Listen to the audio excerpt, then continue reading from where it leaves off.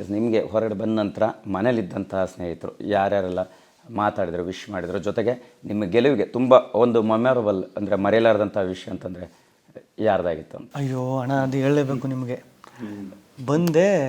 ಬಂದು ರ್ಯಾಲಿ ಮುಗಿಸಿದೆ, ಇಲ್ಲ ಮುಗಿಸಿದೆ ಅನ್ಸುತ್ತೆ. ಬಂದು ಜಸ್ಟ್ ನೈಟಲ್ಲಿ ಸ್ಟೇ ಮಾಡೋದು ಎಲ್ಲ ಮಾಡ್ದು. ಮಾಡಾದ್ಮೇಲೆ ಅಲ್ಲಿ ರ್ಯಾಲಿ ಮಾಡ್ದು, ಹೋಗಿ ಮಲ್ಕೊಂಡು ಕುಮಾರಣ್ಣ, ನಮ್ಮ ಕುಮಾರಣ್ಣವ್ರು ಫೋನ್ ಮಾಡಿದ್ರು, ಕುಮಾರಸ್ವಾಮಿ ಸರು ಫೋನ್ ಮಾಡಿಬಿಟ್ಟು, ಗಿಲ್ಲಿಯವರೇ ಚೆನ್ನಾಗಿ ಮಾಡ್ತಿದ್ದೀರಾ, ನಂಗೆ ಸಖತ್ ಖುಷಿ ಆಯಿತು. ನಮ್ಮ ಹಳ್ಳಿ ಸೊಗಡಿನ ಹುಡುಗರು ಹಿಂಗೆ ಬೆಳಿಬೇಕು, ನನಗೆ ಸಖತ್ತು ಖುಷಿ ಆಗ್ಬಿಡ್ತು ಅಣ್ಣ. ಆಮೇಲೆ ಅವರು ಹಾಕೊಂಡಿದ್ರು, ಸೋಷಿಯಲ್ ಮೀಡಿಯಾಗೆ ಹಾಕಿದ್ರು ಅಣ್ಣ ಕುಮಾರಣ್ಣ. ಸೂಪರ್, ನನಗೆ ಅದು ಮರೆಯೋಕ್ಕೆ ಆಗಲ್ಲ ಅಣ್ಣ. ಆಮೇಲೆ ನಮ್ಮ DK ಸಾಹೇಬರು ಫೋನ್ ಮಾಡಿದರು, ಚೆನ್ನಾಗಿ ಮಾಡ್ತಿದ್ದೀರಾ, ಮಾಡಿ ಒಳ್ಳೇದಾಗಲಿ ನಿಮಗೆ ಅಂತೆಲ್ಲ ಶುಭ ಹಾರೈಸಿದ್ರು. ಅದು ಸಖತ್ ಇಷ್ಟ ಆಗ್ಬಿಡ್ತು. ಸುಮಾರು ಜನ ಮಾಡಿದ್ರು ಕಣ. ಆಮೇಲೆ ನಮ್ಮ ಇವರು ರೇಣುಕಾಚಾರ್ಯ ಸರ್ ಅವರು ಮಾಡಿದರು. ಆಮೇಲೆ ಇನ್ನೂ ಸುಮಾರು ಜನ ಮಾಡಿದರು ಅಣ್ಣ. ನಮ್ಮ ನರೇಂದ್ರ ಸ್ವಾಮಿ ಸರು ಅವರು ಪಾಪ ಓಟ್ ಕೇಳಿದರು, ಗಿಲ್ಲಿ ನಮ್ಮ ಮಳವಳ್ಳಿ ಪ್ರತಿಭೆ ಅವ್ರಿಗೆ ಓಟ್ ಹಾಕಿ ಅಂತ ಅವ್ರು ಕೇಳಿದ್ದು ಸಖತ್ತು ಅಣ್ಣ. ನನಗೆ ಆಶ್ಚರ್ಯ ಆಗಿದ್ದು, ರಾಜಕಾರಣಿ ನಾಯಕರುಗಳು ಅಷ್ಟೊಂದು ನೋಡಿ ಸಪೋರ್ಟ್ ಮಾಡಿ. ಆಮೇಲೆ ಈಗ ಸಿದ್ದರಾಮಯ್ಯ ಸರ್ ಅಲ್ಲೋಗಿದೆ, ನಮ್ಮ ಚನ್ನಪಟ್ಟಣ CP ಯೋಗೇಶ್ವರ್ ಸರ್ ಅವರು ಫೋನ್ ಮಾಡಿ ಮಾತಾಡಿದ್ರು, ಸಖತ್ತು ಇಷ್ಟ ಆಯಿತು, ನಮಗೆ ಖುಷಿ ಆಯಿತು ನೀವು ಆಡಿದ್ದು ಅಂತ ಅವರೆಲ್ಲ ಫೋನ್ ಮಾಡಿ ಮಾತಾಡಿದ್ರು.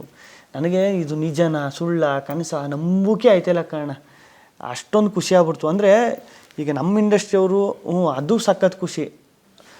ಈ ನನ್ನ ಪ್ರಕಾರ ಯಾವ ಸೀಸನಲ್ಲಿ ಎಲ್ಲೂ ಯಾವ ರಿಯಾಲಿಟಿ ಶೋಗೂ ಮಾಡಿಲ್ಲ ಅನ್ಸುತ್ತೆ. ಒಬ್ಬ ರಾಜಕಾರಣಿ ನಾಯಕರುಗಳು ಆ ಥರ ವಿಶ್ ಮಾಡೋದು, ಒಂದು ಶುಭ ಹಾರೈಸೋದು ನಾನು ಎಲ್ಲೂ ನೋಡಿರಲಿಲ್ಲ ಅಣ್ಣ. ಸಖತ್ ಖುಷಿ ಆಗ್ಬಿಡ್ತು ಅಣ್ಣ.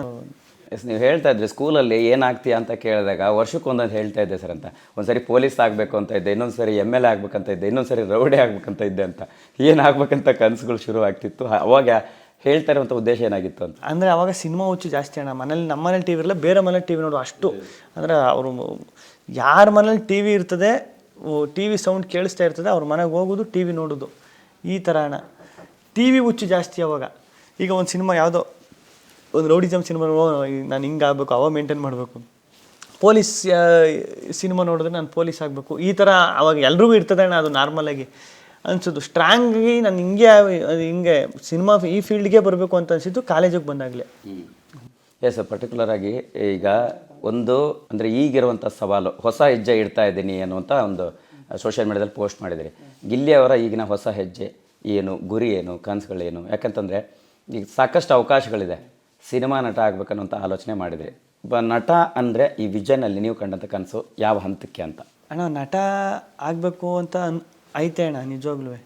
ಈಗ ನೆಕ್ಸ್ಟ್ ಏನು ಮಾಡಬೇಕು ಅನ್ನೋದೇ ಒಂದು ಅಷ್ಟು ಕನ್ಫ್ಯೂಷನು ಅಣ್ಣ. ಈಗ ನಿಜವಾಗ್ಲೂ ನೀವು ನಂಬ್ತಿರೋ ಬಿಡ್ತಿರೋ ನಿದ್ದೆ ಸರಿಯಾಗಿ ಮಾಡೋಕ್ಕೈತಿಲ್ಲ. ಏನು ನೆಕ್ಸ್ಟ್ ಏನು ಮಾಡೋದು, ಮುಂದಿನ ಹೆಜ್ಜೆ ಏನು ಇಡೋದು, ಏನು ಪ್ರಾಪರಾಗಿ ಯೋಚನೆ ಮಾಡೋಕ್ಕೈತಿಲ್ಲ ಅಣ್ಣ. ಈಗ ಹೆಂಗೆ ಆಗ್ಬಿಡ್ತಂದ್ರೆ ನನ್ನ ಪರಿಸ್ಥಿತಿ ಅಣ್ಣ, ಈಗ ನಾನು ಊಟ ಇಷ್ಟು ತಿಂತಿರ್ತೀನಿ, ಈ ಮೃಷ್ಟಾನ್ನ ಭೋಜನ ಕೊಟ್ಬಿಡ್ತಾರೆ ಇಷ್ಟು. ಈಗ ಅದು ಮುಂದೆ ಇರ್ತದೆ, ಅದನ್ನ ಹೆಂಗೆ ತಿನ್ಬೇಕು, ಹೆಂಗೆ ಅರಗಿಸ್ಕೋಬೇಕು ಅಂತ. ಈಗ ಪ್ರೀತಿ ನಾನು ಇಷ್ಟು ಎಕ್ಸ್ಪೆಕ್ಟ್ ಮಾಡಿದ್ದೆ, ಇಷ್ಟು ಪ್ರೀತಿ ಸಿಕ್ಬಿಟ್ಟೈತೆ, ಅದು ಹೆಂಗೆ ಹ್ಯಾಂಡ್ಲ್ ಮಾಡಬೇಕು ನನಗೆ ಅಷ್ಟು ಅನುಭವ ಇಲ್ಲ. ನಾನು ಅಷ್ಟು ವಯಸ್ಸಲ್ಲೂ ಅಷ್ಟು ನಾನೇನು ಅನುಭವ ಬಂದಿರೋನಲ್ಲ. ಇದನ್ನು ಹೆಂಗೆ ಹ್ಯಾಂಡ್ಲ್ ಮಾಡಬೇಕು, ಹೆಂಗೆ ಕ್ಯಾರಿ ಮಾಡಬೇಕು, ನೆಕ್ಸ್ಟ್ ಹೆಜ್ಜೆ ಏನು ಇಡಬೇಕು, ಎಲ್ಲರೂ ತಪ್ಪಾಗ್ಬಿಟ್ಟೋದು, ಎಲ್ಲಿ ಇದಾಗ್ಬಿಟ್ಟೋದು ಅಂತ ಅದೇ ಯೋಚನೆ ಕಾಡ್ತಾನೆ ಐತೆ ಅಣ್ಣ ಬಂದಾಗಿಂದನೂ.